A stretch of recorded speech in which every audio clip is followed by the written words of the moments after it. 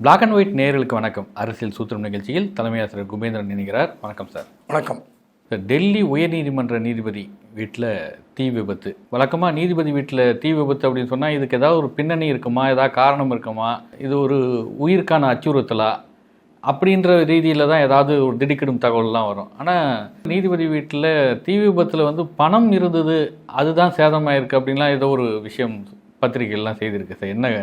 டெல்லி உயர்நீதிமன்ற நீதிபதியுடைய பெயர் யஷ்வந்த் சர்மா. 2021 தான் இவர் நீதிபதியாக பதவியேற்று கொண்டிருக்கிறார். இன்னும் 4-5 வருடங்கள் பணி இருக்கிறது. இப்போ டெல்லி ஹைகோர்ட்டுடைய தலைமை நீதிபதியாக கூட வரக்கூடிய அளவுக்கு ஒரு வாய்ப்பு இருப்பதாக டெல்லியில் பேசிக்கிறாங்க.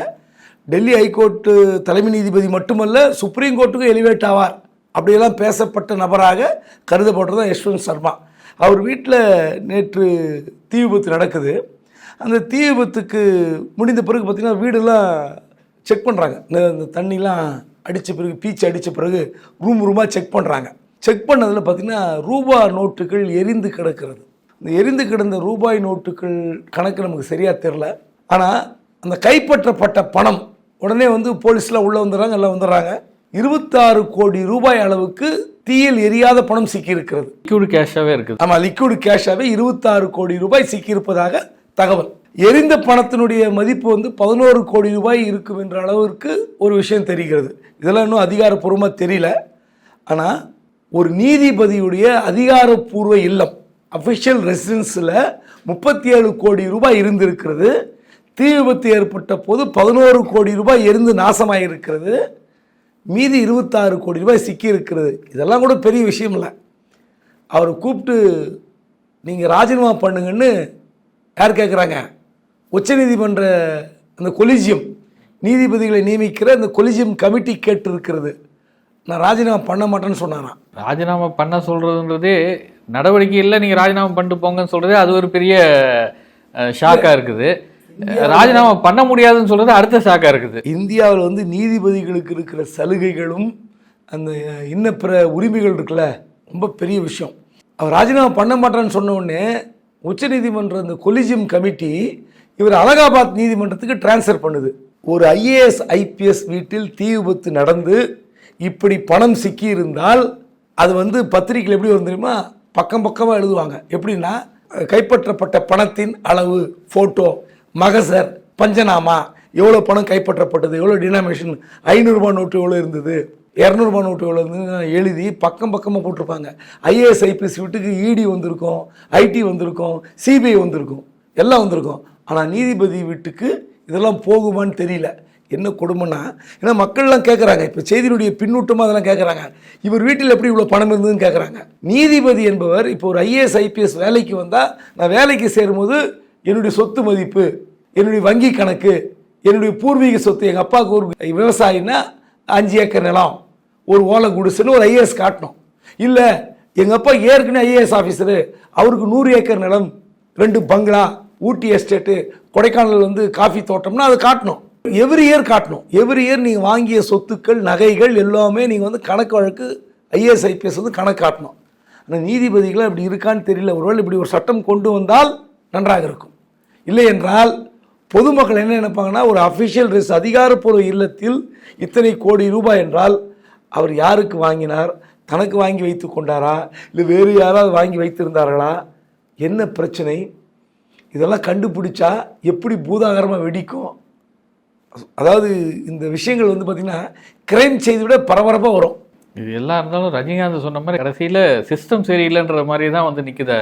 ஆதார பேன் கார்டோட இணைக்கணும், ஆதார பேங்க் அக்கௌண்ட்டோட இணைக்கணும், டிஜிட்டல் பரிவர்த்தனை தான் இருக்கணும், எல்லாம் இப்படிலாம் சொன்னதுக்கப்புறமும் நீதிபதியோட வீட்லேயே இவ்வளோ பணம் அப்படின்னாக்கா இதில் எதுவுமே. இன்னொன்று மறந்துட்டீங்க திருமலை, நீங்கள் இது அணைக்கணும், அதை அணைக்கணும், அதெல்லாம் முக்கியம் இல்லை. கருப்பு பணம் ஒழிந்து விடும். எப்போ? பழைய 1000 ரூபாய் நோட்டு, 2000 நோட்டு ஒழிச்ச பிறகு கருப்பு பணம் ஒழிந்து விடும் சொன்ன நம்பின கூட்டம் தானே இது. வெறும் 500 ரூபாய் நோட்டு மட்டும் வச்சுக்கிட்டா கருப்பு பணம் ஒழிந்துடும். புதிய ரூபாய் நோட்டு அச்சடித்தால் கருப்பு பணம் ஒழிந்துடும். இந்த 37 கோடி என்ன பண்ணும் சொல்லுங்க. அப்போ நீங்க ஒருவேளை 2000 நோட்டா இருந்தால் முழுமையாவே எல்லா பணமும் எரிஞ்சிருக்குன்றனால 500 ரூபா நோட்டை பிரித்து வச்சாக்க எரியாதுன்றது இல்லை. எதுவாக இருந்தாலும் நீங்கள் மத்திய அரசு கொண்டு வந்த சட்டத்திட்டமோ இப்போ இந்த கருப்பு பணம் ஒழிஞ்சிடுச்சா? இந்த கேள்வியும் எப்போதும் மறையவே மறையாது. கருப்பு பணமும் மறையாது, இந்த கேள்வியும் மறையாது. ஆமாம். திமுக கூட்டணியில் பொதுவாக கூட்டணியோட இலக்கணமாக அவங்க வைத்திருக்கிறது, கூட்டணியிலேருந்து அவங்களா வெளியே போனால் சரி, நம்மளா அவங்கள எந்த தொந்தரவும் பண்ணக்கூடாது. இதுதான் அவங்களுடைய இலக்கணமாக வச்சிட்டு இருக்கிறது. ஆனால் ஓரிரு நாட்களாகவே பார்த்திங்கன்னா வேல்முருகன் மீது திடீரென முதலமைச்சர் ஒரு மனஸ்தாபத்தை வெளியிட்டிருக்காரு சட்டப்பேரவையிலேயே. சிபிஎம் மாநில செயலராக இருக்கக்கூடிய சண்முகம், அவர் கடலூர் அருகே வந்து ஒரு விவசாய நிலங்களை இருக்கிறதுக்கு எதிர்ப்பு தெரிவித்து ஆர்ப்பாட்டம், அங்கே கைது. கூட்டணி கட்சியை வந்து கொஞ்சம் அனுசரித்து போகிற தன்மையிலேருந்து நிலைப்பாட்டில் திமுக கொஞ்சம் மாறி இருக்குதா? எனக்கு தெரிந்தவரை திமுக இப்போ சமீப காலமாக அந்த கட்சி தலைமை செயல்படுகிற விதத்தை நம்ம பலமுறை பேசியிருக்கோம். கூட்டணியிலிருந்து எந்த கட்சி வெளியேறினாலும் விடவே விடாது, பிடிச்சி உள்ளே எடுத்து போட்டுவாங்க. நான் ஏற்கனவே ஒரு நம்ம பேசியிருக்கோம். விடுதலை சிறுத்தை கட்சி வந்து வெளியே போவதற்கு முயற்சிக்கிறது, விஜயுடன் பயணிக்க போகிறதெல்லாம் பேசணும்ல. அந்த காலகட்டத்தில் அறிவாலயத்துக்கு அழைத்து சத்தியம் வாங்கி கொண்டார் ஸ்டாலின், தயவு செய்து இந்த கூட்டணி விட்டு வெளியே போகாது. அந்த அளவுக்கு தான் கூட்டணி கட்சியை ரொம்ப லாவகமாக நடத்தி கொண்டு செல்பவர் தான் மு க ஸ்டாலின். வேல்முருகன் வந்து ஏற்கனவே பல முறை கடுமையாக பேட்டி கொடுத்துருக்கார். இந்த அதிகாரிகள் வந்து முதலமைச்சர் சந்திக்க விட மறுக்கிறார்கள், எங்களுடைய கருத்துக்களை முதலமைச்சரும் போவதில்லை, எங்களுடைய கோரிக்கைகளை வந்து நிறைவேற்றுவதில்லைன்னு அப்படிலாம் பேசுவார். கொஞ்சம் அந்த கூட்டணியில் அதிகப்படியாக ஒரு குரலை உயர்த்தி பேசுகிற ஒரு நபராக வேல்முருகன் இருப்பார். ஆனால் சமீபத்தில் கூட பார்த்திங்கன்னா அந்த கடலூர் மாவட்டத்திற்கு முதலமைச்சர் போகும்போது இவருடைய கோரிக்கை ஏற்று ஒரு ஆர்ட்ஸ் அண்ட் சயின்ஸ் காலேஜுக்கு அறிவித்து விட்டு வந்தார். அந்த அளவுக்கு நல்லதாக இருந்த ரிலேஷன்ஷிப்பு. ஆனால் ஏன் இங்கே வந்து வேல்முருகனுக்கு இப்படி ஒரு வார்த்தையை முதலமைச்சர் சொல்லணும்? அதிக பிரசங்கி, அவர் மீது நடவடிக்கை எடுக்க வேண்டும், சபாநாயகருக்கு கோரிக்கை என்றெல்லாம். அவருக்கு வந்து சட்டமன்றத்தில் அன்றைக்கு சம்பவம் நடந்த அன்று அவர் சபாநாயகர் வந்து உக்காருங்கன்னு சொன்ன பிறகும் பேசினார்.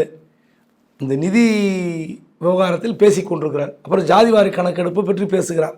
அப்புறம் வந்து டிஎன்பிசியில் வந்து தமிழ் தேர்வு எழுதினால்தான் நீங்கள் வந்து தேர்ச்சி பெற வேண்டும் என்று நான் தான் கோர்ட்டில் உத்தரவு வாங்கிட்டு வந்தேன்லாம் பேசுகிறார். நிறைய நேரம் பேசினேன், உக்கார சொல்லியிருக்காங்க, இவ்வளோதான் விஷயம். ஆனால் இதுக்கு இடையில என்ன பண்ணியிருக்காரு, இவர் வந்து துணை சபாநாயகர் பிச்சாண்டி இருக்கை கிட்ட போய் ஏதோ பேச போயிருக்கார். அதை வந்து அதனால பார்த்து அமைச்சர் சேகர் பாபு ஏதோ ஒரு வார்த்தையை சொல்லியிருக்கார். அது அவருக்கு கொஞ்சம் உஷ்ணமாயிடுச்சு. அந்த வார்த்தையை கேட்ட உடனே யாருக்கும் உஷ்ணம் வரும்.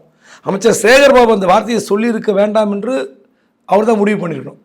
அப்படிப்பட்ட ஒரு வார்த்தையை சொன்ன பிறகு இவர் கொஞ்சம் கோபவசமாக பேசுனது, இதை பார்த்த உடனே தான் முதலமைச்சரே இந்த வார்த்தையை சொல்லியிருக்கிறார். ஆனால் எனக்கு தெரிந்து இது அன்று சட்டமன்றத்தில் அன்று நடந்த சம்பவம் அல்ல. ஒரு 4-5 நாட்களாக வேல்முருகன் என்ன பேசினார் என்று விசாரித்தால் இந்த சட்டமன்றத்தில் ஜெயலலிதாவே என் பேச்சை கேட்பார், நான் சொல்லிய விஷயங்களை வந்து சட்டத்தை நடைமுறையாக்கினார், நான் பேசினால் ஜெயலலிதாவே கேட்பார் என்று சொன்னால், நான் பேசியது முதலமைச்சர் ஸ்டாலின் கேட்கவில்லை என்ற டோனில் பேசுறது திமுக தரப்பில் ரசிக்கலை அப்படின்ற மாதிரி சொல்கிறாங்க. அது வந்து ஒரு சட்டமன்ற உறுப்பினர் நான் பழைய முதலமைச்சர் வந்து கோரிக்கை வைத்து ஏற்றுக்கொண்டார் என்று சொன்னதை வந்து தப்பாக எடுத்துக்கூடாது. ஆனால் சொன்ன அந்த டோன் வந்து ஒரு மாதிரி இருக்குங்கிறாங்க. எதுவாக இருந்தாலும் கூட்டணியை விட்டு வெளியே போவதற்கான வாய்ப்பு இருக்கிறதா என்று கேட்டால் எனக்கு தெரியல. ஏன்னா புதிய தலைமுறைக்கு பேட்டி கொடுத்துருக்கார், வேணான்னா நான் போய்க்கிறேன் அப்படிங்கிறார். ஸோ கண்டிப்பாக தமிழக வாழ்வுரிமை கட்சியும் திமுகவும் கொஞ்சம் ரொம்பவே உரசிச்சு அவர் கூட்டணி நீடிப்பாரா என்றால் ஒரு கேள்விக்குறி தான். சிபிஎம்க்கும் அதே ஒரு தன்மை தான் இருக்குதா? சிபிஎம் வந்து பல விஷயங்களை வந்து முரண்டு பிடிக்கிறாங்க. ஆனால் அகில இந்திய அளவில் இந்த கூட்டணி விட்டு வெளியே போவார்களா என்றால் கொஞ்சம் நம்புவதற்கு கடினமாகத்தான் இருக்கிறது. இப்போ சாம்சங் அந்த தொழிற்சங்க விவகாரத்தில் தொடங்கி பல்வேறு விவகாரங்களில் வந்து கம்யூனிஸ்ட் வந்து கருத்துக்களை வந்து கடுமையாக வைக்குது அரசாங்கத்துக்கு எதிராக. ஆனால் எனக்கு தெரிந்தவரை சண்முகம் அன்றைக்கே ஓப்பனாக பதவியை அன்றைக்கே சொல்லிட்டார், மார்க்சிஸ்ட் கம்யூனிஸ்ட் கட்சி திமுக வெளிச்சத்தின் இயங்குகிற கட்சி அல்லன்ட்டார். கண்டிப்பாக அந்த சில கொள்கை விவகாரத்தில் கம்யூனிஸ்டாக தான் இருக்கும். தமிழக சட்டப்பேரவையில் பட்ஜெட் நிதிநிலை அறிக்கையில் அமைச்சர் தங்கம் தென்னரசு பேசியிருக்காரு. அவர் ஒரு விஷயத்தை பேசும்போது சாணக்கியத்தனம் அப்படின்னு குறிப்பிட்டார். ஆனால் அமைச்சருடைய பேச்சும் ஒரு சாணக்கியத்தனமாக தான் இருக்குது. பட்ஜெட் குறித்த விவாதத்தையோ அதோடைய பொருளையோ அப்படி கொஞ்சம் டைவெர்ட் பண்ணுற மாதிரி ஏடிஎம்கேவை கொஞ்சம் நீங்கள் உஷாராக இருங்கன்னு ஒரு அலர்ட் பண்ணியிருக்கிறாரு. இது ஒரு உண்மையிலேயே ஏடிஎம்கேவுக்கு அலர்ட் பண்ணுற விஷயமா, இல்லை பட்ஜெட் விஷயத்துலேருந்து கொஞ்சம் டீவியேஷன் ஆகிறதுக்கான விஷயமா? வழக்கமாக பட்ஜெட் குறித்த பதிலுரையில் வந்து அரசியலை வந்து கலக்க மாட்டார்கள். இதில் அமைச்சர் தங்கம் தென்னரசு சட்டமன்றத்தில் பேசிய பேச்சுக்கள் வந்து ரசிக்கத்தக்கவை தான். கொஞ்சம் டைவர்ட் ஆனாலும் ஒரு டிஃப்ரெண்ட்டான கோணத்தில் அதிமுகவை அப்படியே வாழைப்பழத்தில் ஊசி செருக்கிற மாதிரின்னு சொல்லுவோம்ல, அந்த லெவலில் இறங்கி அடிச்சிருக்கார். அதாவது நீங்கள் வந்து இந்த நிதிநிலை அறிக்கையில் மடிக்கணினி கொடுப்பதற்கு நிதி ஒதுக்கிறீர்கள், அந்த நிதி வந்து தரமானதா அப்படின்னு சில கணக்குகளை சொல்லியிருக்கார் தங்கமணி. அவர் அதிமுக சார்பில் ஒரு முன்னாள் அமைச்சர் தங்கமணி பேசிய பேச்சு வந்து, நாங்கள் கொண்டு வந்த திட்டம் தான் லேப்டாப் திட்டம், அதை வந்து நீங்கள் வந்து ஓட்டுக்காக கொடுக்குறீங்க, இதெல்லாம் பேசிட்டாங்க.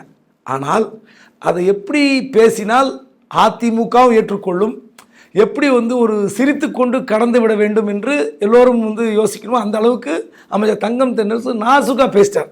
அதிமுகவை நீங்கள் காப்பாற்றிக் கொள்ளுங்கள் என்று சொன்னது தான் அது ஹைலைட்டே. இல்லை, சிரித்து கொண்டு பேசணும் இல்லை, அது சிந்தனைக்கு உரிய விஷயமாகவும் இருக்குது. இன்னொரு ஊடகங்களில் இன்னைக்கு விவாதம் இதாக தான் இருக்கும். இன்னைக்கு இல்லை, இன்னும் 2 நாள் கூட போகிறதுக்கு வாய்ப்பு இருக்குது. ஆமாம், அதில் வந்து மடிக்கணினி விஷயத்தில் நீங்கள் தரமாக இருக்குமா, இந்த சில கணக்குகள்லாம் வந்து கூட்டி கழித்து பார்த்திருக்கிறீர்கள். மடிக்கணினிக்கு நாங்கள் இந்த ஆண்டு 2000 கோடி, அடுத்த ஆண்டு 2000 கோடி தரமாக இருக்கும் என்று சொன்னதோடு தங்கம் தென்னரசு கடந்து போயிருக்கலாம். ஆனால் எப்படி சொல்கிறாருன்னா, மடிக்கணினி விஷயத்தில் வந்து நீங்கள் கூட்டல் கணக்கெல்லாம் போடுறீங்க சரிதான், ஆனால் அதிமுக என்ற மடியில் இருக்கிற கனத்தை, அதாவது அதிமுக என்ற பெரிய ஒரு தொண்டர் பலத்தை, கட்சியினுடைய பலத்தை வேறு ஒருத்தர் களமாட காத்திருக்கிறார்கள், வேறு ஒருத்தர் எங்கேயோ அமர்ந்து கொண்டு உங்கள் கட்சியை நீர்த்து போக செய்கிறார்கள் என்றெல்லாம் பேசியது அரசியல். அதில் உங்கள் கட்சி தொண்டர்களை யாரோ ஒரு கட்சி கபலீகரம் செய்ய போகிறது, உங்கள் கட்சியை காப்பாற்றிக் கொள்ளுங்கள் என்ற அமைச்சர் தங்கம் தென்னரசு அது எப்படி சொல்கிறார்? உங்கள் கட்சியினுடைய தலைவர், நிறுவனர் தலைவர் திமுக இருந்த போதும் சரி, திமுக விட்டு வெளியே ஏறி ஒரு கட்சி நிறுவிய பிறகும் சரி, அவர்கள் மீது எங்களுக்கு ரொம்ப மதிப்பு உண்டு, எம்ஜிஆர் மீது திமுக மதிப்பு வைத்திருக்கிறது அப்படிலாம் சொல்லிட்டு உங்கள் கட்சியை காப்பாற்றிங்க, உங்கள் கட்சி வந்து கரைஞ்சி போய் செஞ்சிடாதீங்க. ஏன் சொல்கிறாருன்னா, இந்த விஷயத்தை வந்து தங்கம் தென்னரசு மட்டுமல்ல, 2006 to 2011 ஆட்சி காலத்தில் முதலமைச்சர் கலைஞர் பெண்ணாகர இடைத்தேர்தல் பொதுக்கூட்டத்தில் சொல்கிறார். எப்படி சொல்கிறாருன்னா, இந்த தொகுதியில் தேர்தல் நடக்கப் போகிறது, இடைத்தேர்தல், இந்த இடைத்தேர்தலில் அதிமுக 3வது இடத்துக்கு போவதாக செய்திகள் வந்து கொண்டிருக்கின்றன. ஏன்னா முதலமைச்சர், உளவுத்துறை சொல்லியிருக்கோம், பாட்டாளி மக்கள் கட்சி கடுமையாக களமாடி கொண்டிருக்கிறது, அந்த 2வது இடத்திற்கு பாட்டாளி மக்கள் கட்சி வந்துவிடும், அதிமுக 3வது இடத்துக்கு போய்விடும், எனவே கொஞ்சம் பார்த்துங்கன்னு சொல்லிட்டு கலைஞர் என்ன சொன்னார்னா, நான் இப்படி பரிதாபப்படுகிறேன் அப்படின்னு சொல்லிட்டு நம்ம கட்சி தொண்டரெல்லாம் அதிமுக ஓட்டு போட்டுறாதீங்க, பொதுமக்களும் அதிமுக ஓட்டு போட்டுறாங்க, திமுக ஓட்டு போடுன்னு சொல்லிட்டு போயிட்டார். அதாவது அதிமுக 3வது இடத்துக்கு போகிறது என்று சொல்லிவிட்டு உங்கள் கட்சியை காப்பாற்றிங்க. அதாவது தமிழ்நாட்டில் 2 கட்சி தான் இருக்கணும், இருதுருவ அரசியல் தான், அதிமுக திமுக. இதைத்தான் திமுக விரும்புகிறது, இதைத்தான் அதிமுக விரும்புகிறது, இதைத்தான் நாட்டு மக்கள் விரும்புகிறார்கள். இது கலைஞரும் சொல்லியிருக்கிறாரு. கலைஞர் வந்து பற்றி வந்து சமீபத்தில் வைரமுத்தோட ஒரு பதிவு போட்டிருந்தார். இந்த மாதிரி எம்ஜிஆர் உங்கள் கூட இருந்து கட்சி ஆரம்பித்ததை பற்றி நீங்கள் கவலைப்பட்டீங்களான்னு. நான் கவலைப்படல.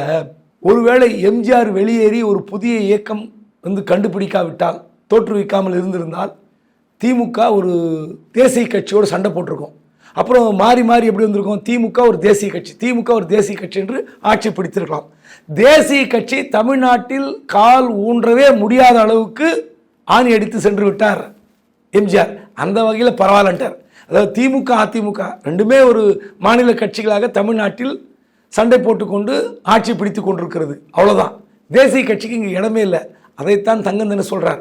வேற என்ன, 2026 சட்டமன்றத்தில் வரப்போகிறது, உங்கள் கட்சியை பார்த்துங்க, கட்சியை போய் எங்கேயாவது அடமானம் வச்சிடாதீங்க, எங்கேயாவது போய் சிக்கிறாதீங்கன்னு சொல்கிறார். என்ன ஒன்று, கூட்டணி வச்சிங்கன்னா, பாஜகவுடன் கூட்டணி வைத்தால் அந்த கட்சி காணாமல் போய்விடும், கரைந்து போய்விடும், சிவசேனா நிதிஷ்குமார் மாதிரி பார்த்துங்க அப்படின்னு சொல்கிறது தான் நாசுக்காக சொல்லியிருப்பதாக நம்ம எடுத்துக்கொள்ள வேண்டும். அதுக்கு வெளியே வந்து எடப்பாடி பழனிசாமி பதில் சொல்லிட்டார், ஜெயக்குமார் பதில் சொல்லிட்டாரு, அங்கே உள்ள சட்டமன்றத்தில் தங்கமணியும் பதில் சொல்லியிருக்கார். ஆனால் தங்கம் தென்னரசு பேசிய விஷயம் தான் இன்றைக்கி டிவியில் விவாதம் வரும். பதிலுக்கு அதிமுக இறங்கி அடித்திருக்க வேண்டிய இடத்தில் ஸ்கோர் பண்ணாமல் விட்டுட்டாங்க. அது கொஞ்சம் அதிமுகவுக்கு அந்த சூடு பத்தலை. பெண்ணாகரத்தில் கருணாநிதி பேசும்போது இருந்த சூழல் அதிமுகவுக்கு வேறு, அப்போ கூட பாமக கூட தான் அந்த போட்டின்றது. ஆனால் இன்றைக்கி சூழலே வேறு. ஒரு தேசிய கட்சி, மொத்தமாக கட்சி இருக்குமா, கட்சி என்ன ஆகும் அப்படின்ற, மற்ற மாநிலங்களில் எப்படி இருந்திருக்குது அப்படின்றதுலாம் சேர்த்து வச்சு ஒரு அலாட் அப்படி கொடுத்துருக்குதுன்னா, அதிமுக இருக்க வேண்டும் அப்படின்றது தான் திமுகவுடைய எண்ணமாக இருக்குது அப்படின்னு பார்க்கணுமா? இல்லை, அதிமுக தொண்டர்களே இந்த பதிலை ரசிப்பாங்க. தங்கம் தென்னரசு பேசிய அந்த வார்த்தைகள், சிலேடைகள், அந்த ஆலோசனை மாதிரி சொன்ன விஷயம்லாம் கண்டிப்பாக ரசிப்பாங்கல்ல. நம்ம கட்சி வந்து திமுகவை மதிக்கிற கட்சி, திமுகவே இருக்கணும்னு நினைக்கிற கட்சி. அப்போ வந்து நம்ம கூட்டணி வைப்பது வேறு, கூட்டணி கணக்குகள் என்பது வேறு. இப்போ 2021 வந்து அதிமுக பாஜகவோட கூட்டணி வச்ச கட்சி தான். கூட்டணி வைக்கக்கூடாது என்று சொல்வதற்கு திமுக ரைட்ஸ் கிடையாது. நாளைக்கு வந்து திமுக வீழ்த்த வேண்டும் என்றால் அவங்க ஒரு பலமான கூட்டணி அமைக்க வேண்டிய கட்டாயத்தில் அதிமுக இருக்குது. அவங்களுடைய உரிமை அது. செயற்குழு பொதுக்குழு கூடி என்ன முடிவு எடுக்கிறார்களோ அதுபடி எடுக்க போகிறாங்க. ஆனால் என்ன அர்த்தம், நீங்கள் பாஜகவோட கூட்டணி வைக்காதீங்கன்னு திமுக கோரிக்கை வைப்பதாக பார்ப்பார்கள். அது ரெண்டு பக்கம் விமர்சனம் இருக்கும். இல்லை அந்த மாதிரி பார்வை தான் இருக்குமா, இல்லை கட்சியை காப்பாற்றிங்கன்னு சொல்லக்கூடிய அந்த பார்வை தான் இருக்குமான்னு? இல்லை, பாஜகவுடன் கூட்டணி வைத்தால் உங்கள் கட்சிக்கு எதிர்காலத்தில் கஷ்டம். அதுக்கு தான் மகாராஷ்டிரா பீகார்னு சொன்னோம்ல, அந்த மாதிரி தான். அதையெல்லாம் வந்து நம்ம காலப்போக்கில் ஆட்சி பிடிக்க வேண்டும் என்ற நோக்கம் இருக்குமே தவிர திமுக சொன்னதற்காகலாம் பாஜகவுடன் கூட்டணி வைக்காமல் இருக்க போகிறாங்களா? இன்றைக்கு தேதிக்கு நமக்கு வெளிப்படையாக தெரிகிறது அதிமுக பாஜக கூட்டணி 99% உறுதியாகிவிட்டது. அண்ணாமலை இருந்தாலும் எடப்பாடி அட்ஜஸ்ட் பண்ணி கொள்வார் போல தெரிகிறது. நடக்கிறது என்னன்னு பார்ப்போம். நன்றிங்க. நன்றி.